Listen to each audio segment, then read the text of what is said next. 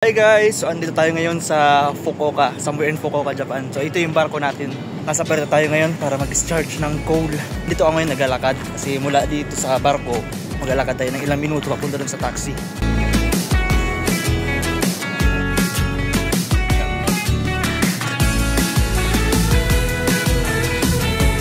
Hello guys! So andito tayo ngayon sa Japan, sa labas dito ng Japan. Ayan, kita ko sa inyo.